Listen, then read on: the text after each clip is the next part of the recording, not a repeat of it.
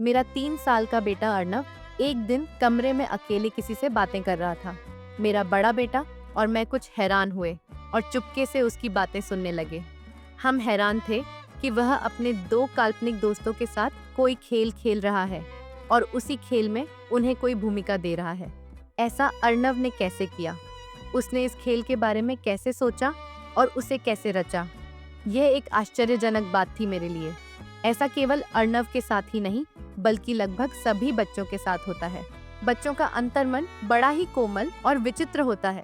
काश कि हम उनके भावों को समझ पाते। काश कि हम साफ साफ जान पाते कि बच्चा स्कूल जाकर अपने दोस्तों के बारे में क्या सोचता है। वह अपनी टीचर को किस नजरिए से देखता है। हमारे डांटने के बाद उसके मन पर इसका कितना, किस तरह और कितनी देर तक असर रहता है। यह संभव नहीं कि हर अभिभावक मनोचिकित्सक या बाल मनोविज्ञान का जिहाता हो। फिर हम अपने बच्चे के मन को कैसे समझें और क्यों समझें? क्यों? पहला प्रश्न आता है, क्यों का? जाहिर है कि जिन अभिभावकों ने इस पुस्तक को पढ़ना चुना है, वे स्पष्ट रूप से अपने बच्चे की अच्छी परवरिश के इच्छुक हैं। हर बच्चा अपने आप में अनोखा है। उसकी बनावट, उसका शरीर जैसे औरों से अलग है, वैसे ही उसका मन भी सबसे अलग है और उसे माता पिता से अच्छा कोई नहीं समझ सकता।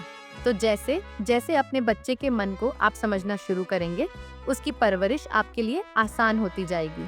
यह कोई तकनीकी विषय नहीं है और न ही कोई भारी भरकम या ज्यादा समय लेने वाला काम है।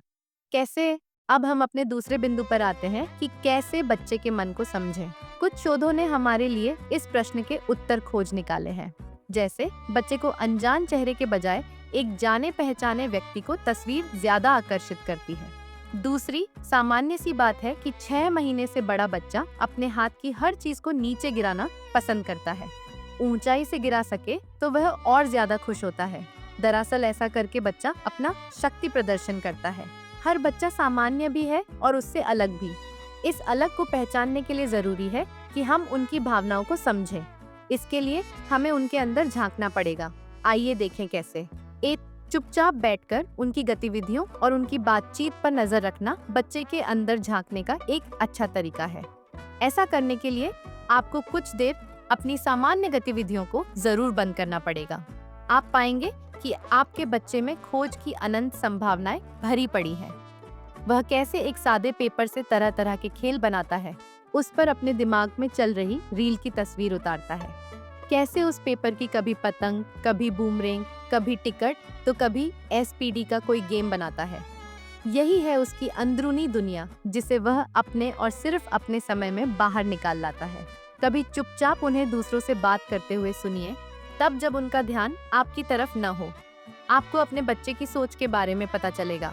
अभिभावक यही काम बड़े बच्चों के लिए तब करना चाहते हैं जब लगता है कि बच्चा हाथ से निकल रहा है या बातें छुपाने लगा है। जब आप छोटेपन से ही उसके मन को समझने लगेंगे, तब बात को छुपाने की नौबत ही नहीं आएगी। इस ऑब्जर्वेशन में टोका टाकी की कोई जगह नहीं है। आप सिर्फ दर्शक या श्रोता हैं। 4 साल के सृजन ने एक दिन अपने कलर्स के खाली डिब्बे को कंप्यूटर स्क्रीन बना लिया। साथ में एक लंबे आकार के दूसरे डिब्बे को कीबोर्ड और बेब्लेड के लॉन्चर को माउस बना लिया। वह मजे से अपने काल्पनिक कंप्यूटर के साथ खेलने लगा और अपने दोस्तों को भी खिलाने लगा। ये हमारे लिए बकवास हो सकता है, लेकिन बच्चे के लिए पूरा कंप्यूटर है और उसे बकवास कहकर हम उसकी भावना को नकार नहीं सकते। 2. बालमन को समझने का दूसरा तरीका है उनसे बातचीत करना। यह बातचीत एक बड़े व्यक्ति, गुरु, टीचर की तरह नहीं होनी चाहिए, क्योंकि अगर आप वास्तव में उनकी अंदरूनी दुनिया में झांकना चाहते हैं, तो अपने को बच्चा बनाकर उसकी दृष्टि से देखना होगा।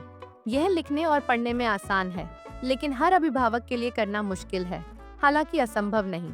इसका सबसे आसान तरीका यही है कि आप बच्चे की बात को ध्यान से सुनें, उनकी भावनाओं को स्वीकार करें। 5 साल के जतिन ने अपनी मम्मी से शाम के 7 बजे कहा, जतिन, मम्मी नींद आ रही है। मम्मी, तुम्हें अभी नींद कैसे आ सकती है? तुम तो दिन में भी सोए हो। जतिन, मुझे नींद आ रही है। मम्मी, नहीं, तुम बहाना बना रहे हो। जतिन, चीखना, चिल्लाना, रोना शुरू, मुझे सोना है। मम्मी, नहीं। अन्य उदाहरणों में भी यही होता है।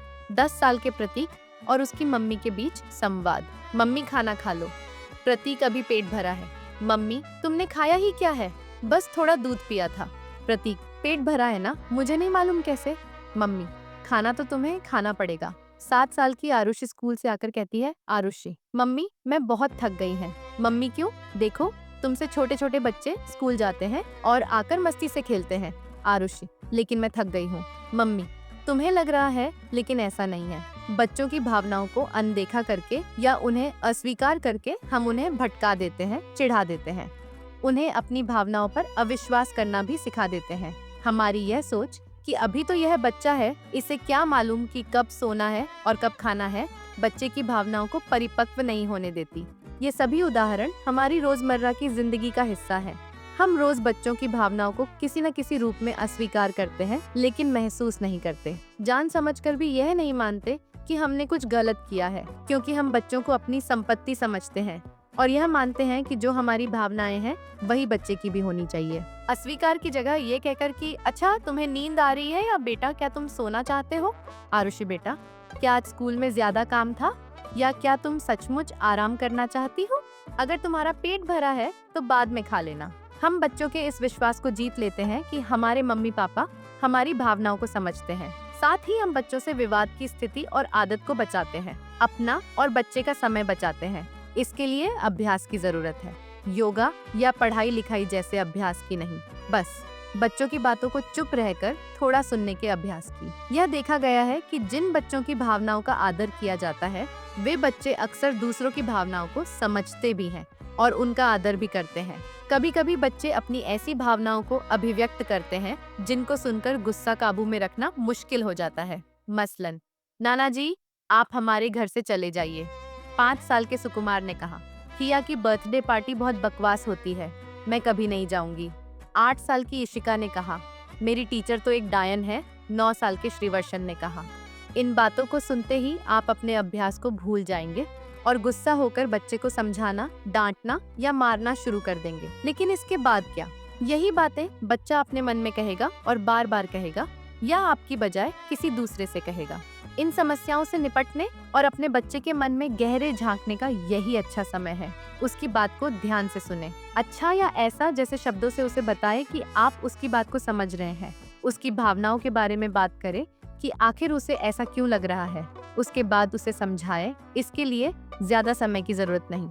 अगर आपका बच्चा बोलना शुरू कर रहा है, यानी हेदा 2 साल का है और आप इस अभ्यास की आदत डाल लें तो बात बिगड़ेगी ही नहीं। अगर बच्चा कुछ बड़ा हो गया है और समस्या आ रही है तो आपको अपना व्यवहार थोड़ा बदलने की जरूरत है।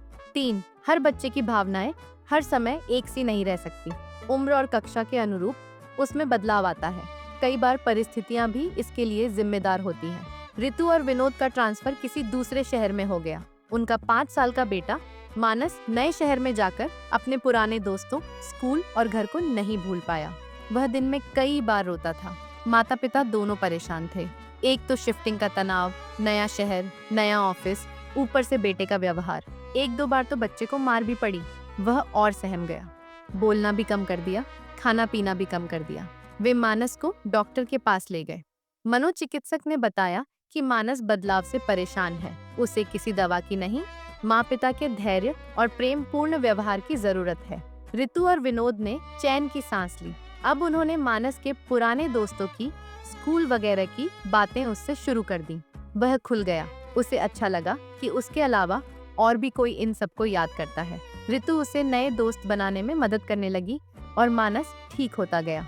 माता पिता को यह समझना होगा कि उनके बच्चे का व्यक्तित्व कैसा है। अगर वे खुद यह समझने में अक्षम है तो किसी काउंसलर या मनोचिकित्सक का सहारा ले सकते हैं। बच्चे को उसके व्यक्तित्व के अनुरूप ही विकसित होने दें। अपने रोल मॉडल के अनुरूप उसका विकास न करें। कुछ बच्चे बहुत रोने वाले होते हैं। समझे कि बच्चा क्या इसलिए रो रहा है कि उसकी मांग मानी जाएगी या यह उसकी स्वाभाविक प्रक्रिया है। यानी कुछ बच्चे स्वभाव से भावुक होते हैं। उसकी परेशानी की वास्तविकता को समझकर ही कोई हल निकालें। यूं तो कहा जाता है कि बच्चा जब गलती करे तब तुरंत उसे टोकें या डांटें, लेकिन मेरी मित्र ने बताया कि उसकी बेटी सबके सामने डांटे या टोके जाने पर चिढ़ती है। वह अकेले में डांटे जाने पर बिल्कुल बुरा नहीं मानती। उन्होंने इस बात को समझा और उसके व्यक्तित्व के अनुरूप व्यवहार किया। वह बच्ची खुश रहने लगी। अक्सर हम उनकी भावनाओं पर ज्यादा गौर इसलिए नहीं करते क्योंकि वे बच्चे हैं। उनके बारे में निर्णय हम लेते हैं, चाहे हमारे निर्णय उन्हें विचलित कर दें, हम उसकी परवाह नहीं करते। आपने चिल्लर पार्टी और तारे ज़मीं पर फिल्मों के गाने सुने होंगे, ध्यान से सुने होंगे, तो आप उसे तुरंत अपने बच्चे के मन से जोड़कर समझ जाएंगे कि बच्चे का मन कैसा होता है। बहला दो, फुसला दो, बालों को सहला दो, हम चुप हो जाएंगे। न जाने क्यों सबको लगता है यही कि बच्चों का दर्द कोई दर्द ही नहीं, मैं कभी बतलाता नहीं, पर अंधेरे से डरता हूँ मैं माँ।